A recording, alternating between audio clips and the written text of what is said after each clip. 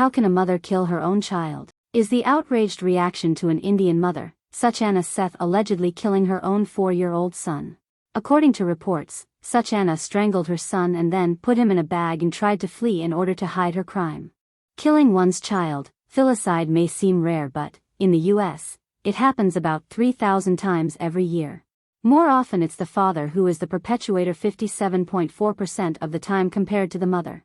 So, what made this seemingly well-educated and accomplished woman take the life of her child? The 3 possible reasons could be: 1. Involuntary manslaughter. It was involuntary and unplanned. She lost her temper and was so emotionally dysregulated that she wasn't aware of her actions till it was too late. 2. Mental health issues. She was depressed and frustrated that she wanted to end it for both of them, but at the last minute chickened out and decided not to kill herself too. 3. Psychopathic or sociopathic tendencies. She was revengeful and spiteful. She was angry that the father was allowed by court to meet the child which the child was looking forward to, so decided to hurt them both. Contrary to popular belief, women are not born with maternal instinct. Society and literature have erroneously portrayed the maternal instinct as a woman's default state of being. The truth is, the so-called maternal instinct does not come naturally.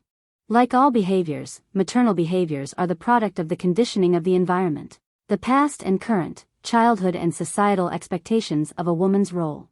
We don't have any information about her birth family, particularly her mother.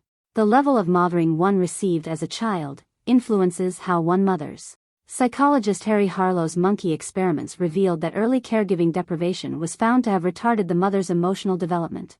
Harlow found that once these monkeys gave birth, they cared little for their offspring. He wrote, "These monkey mothers that had never experienced love of any kind were devoid of love for their infants."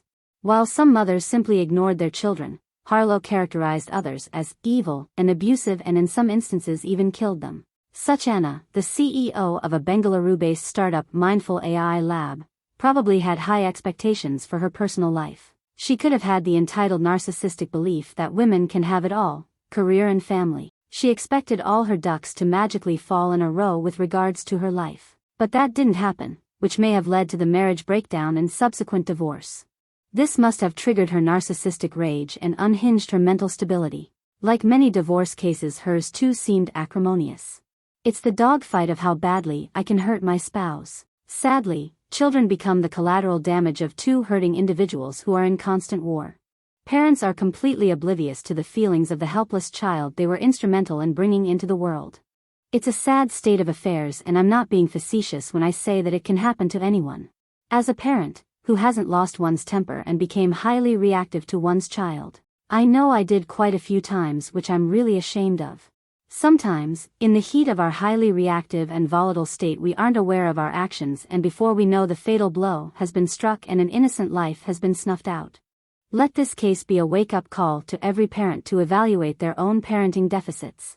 Learning to manage one's emotions is crucial to good parenting. Incidents like these can teach us about how to avoid unredeemable mistakes.